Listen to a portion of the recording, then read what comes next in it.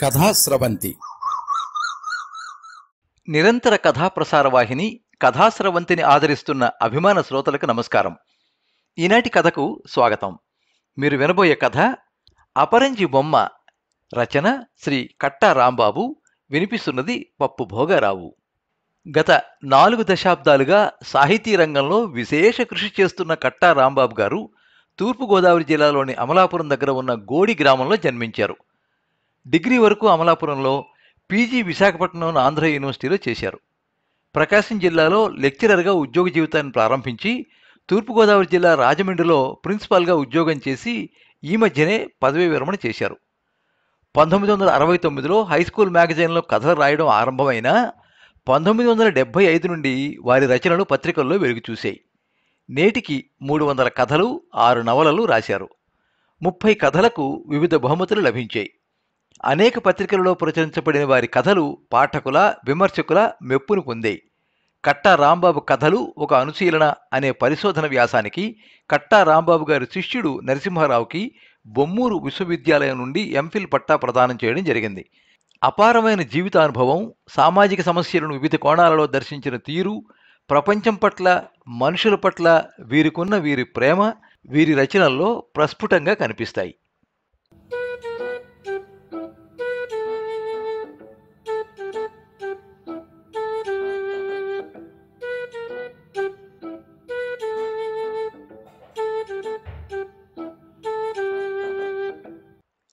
అందమైన అమ్మాయికి అంతకంటే అందమైన చిరునవ్వు తోడైతే చూసేవాళ్ళకే కలిగే ఆనందం అంత ఇంత కాదు. ఇది నిజంగా నా అనుభవపూర్వకంగా తెలిసింది.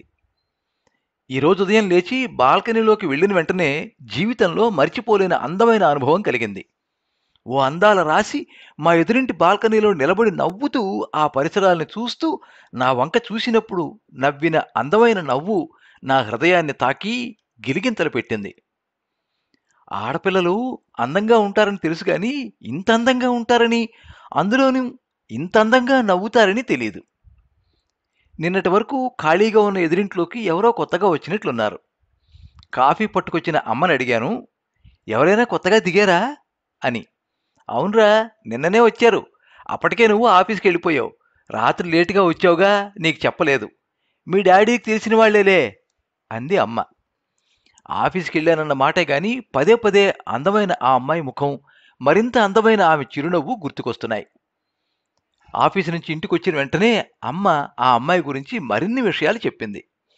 ఆ అమ్మాయి పేరు అపరంజి అట. నిజంగా స్వచ్ఛమైన బంగారంలాగే ఉంది. అపరంజి తల్లి, తండ్రి ఆమె చిన్నప్పుడే చనిపోయారట. అన్నా వదినల దగ్గరే ఉంటుందట. డిగ్రీ పూర్తి చేసిందట.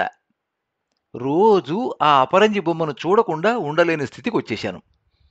ఉదయం లేచి బాల్కనీలోకి వెళ్ళేసరికి తను ప్రత్యక్షమయ్యేది. చుట్టూ పరిసరాలను చూస్తూ పరవశించిపోయేది. ఆమెను అలా నవ్వుతూ చూస్తూ ఉండిపోయేవాడిని. ఓ క్షణం నా నవ్వుతో ఆమె నవ్వు కలిసేది. అలా చూసినప్పుడు ఆమె నా గురించి ఏమనుకునేదో తెలీదు. కాసేపు అక్కడే ఉండి ఆఫీస్కి వెళ్ళాలి కాబట్టి అక్కడి నుండి వచ్చేసేవాడిని. మళ్ళీ మర్నాటి వరకు నాకు కనిపించేది కాదు. ఆ అందాల అపరంజి బొమ్మ నవ్విన నవ్వు ఆమె ప్రేమలో పడేటట్టు చేసింది. అదేనేమో తొలిచూపులోని ప్రేమ. నా వాలకం అమ్మ కనిపెట్టినట్టుంది. ఎరా, ఆ అమ్మాయిని ఇష్టపడుతున్నావా అని అడిగింది. అవునమ్మా అన్నాను, ఇంక ముసుగులో గుద్దులాటెందుకని.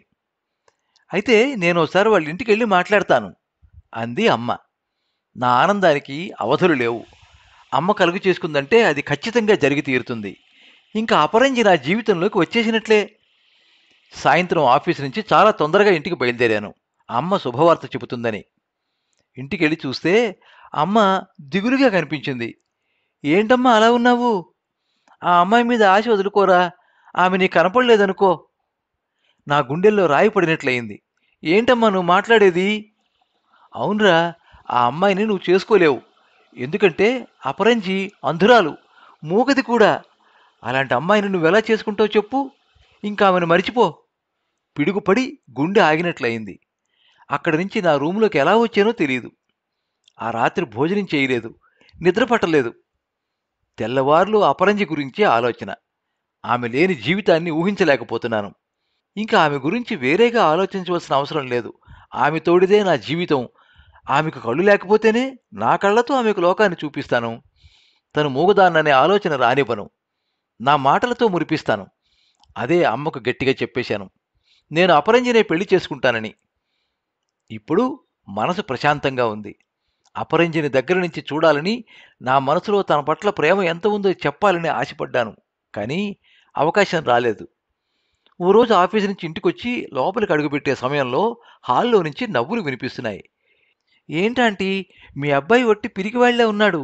నన్ను పెళ్లి చేసుకుంటానన్న పెద్ద మనిషి కనీసం నన్ను చూడటానికి గాని, నాతో మాట్లాడడానికి గాని రాలేదు. పోనీ ఫోన్ కూడా చేసి మాట్లాడలేదు. ఓ తియ్యని స్వరం వినిపించింది. వాడు నిజంగా బుద్ధిమంతుడమ్మా. వాడికి అలాంటివి నచ్చవు. నీ మీద వాడి ప్రేమ నిజమైంది అవునో కాదో నువ్వు తెలుసుకోవాలన్నావు కాబట్టి నీకు కళ్ళు కనపడవని, మూగదానివని అబద్ధం చెప్పాను. ఎంత నాటకం ఆడారు ఇరువురు అనుకుంటూ హాల్లోకి వచ్చి గుండె పట్టుకుని అబ్బా అంటూ కూలబడిపోయాను. అపరంజి అమ్మ ఇద్దరూ కంగారు పడిపోయారు. ఏమైందిరా అంటూ అమ్మ, ఏమైందండి అంటూ అపరంజి నా దగ్గరకొచ్చారు. గుండెల్లో నొప్పిగా ఉందమ్మా, హార్ట్ అటాక్ ఏమో అన్నాను. డాడీ ఇంట్లో లేరేమో, అమ్మ ఏడుస్తూ కంగారు పడిపోతోంది అంబులెన్స్ పిలవడానికి. అపరంజి నా గుండెల మీద పడి భోరుమని ఏడుస్తోంది. మరింత ఏడిపించకూడదని అపరంజి ముఖాన్ని దగ్గరికి తీసుకుని నవ్వుతూ కన్ను గీటాను. ఆ అంటూ నోరు ఆవలించి ఆశ్చర్యంగా నా వంక చూసింది. టక్కున ఆమె బుగ్గ మీద ఓ ముద్దు పెట్టాను. ఓ అందమైన చిరునవ్వుతో నా గుండెల్లో తలదాచుకుంది. అమ్మ తెల్లబోయి మా ఇద్దరి వంక చూసింది.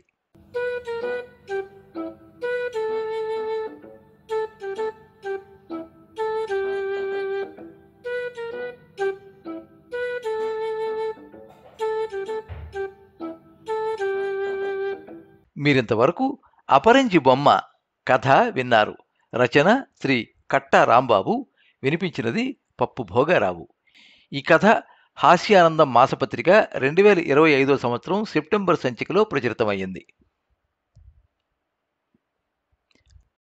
ఈ కథ మీద మీ అమూల్యమైన అభిప్రాయాన్ని కింద కామెంట్ బాక్స్లో రాయండి. ఈ వీడియోని లైక్ చేయండి, మీ మిత్రులందరికీ షేర్ చేయండి. ఇలాంటి మరిన్ని మంచి కథలు వినిపించడానికి ఈ ఛానల్ని సబ్స్క్రైబ్ చేసుకోండి. పక్కనే ఉండే బెల్ ఐకాన్ని క్లిక్ చేస్తే ఇలా అప్లోడ్ చేసే వీడియోల వివరాలన్నీ కూడా మీకు ఎప్పటికప్పుడు నోటిఫికేషన్ ద్వారా తెలుస్తాయి. ఎప్పుడు మీ అభిమానాన్ని కోరుకునే పప్పు భోగారావు. సర్వే జనాః సుఖినో భవంతు. కథా స్రవంతి.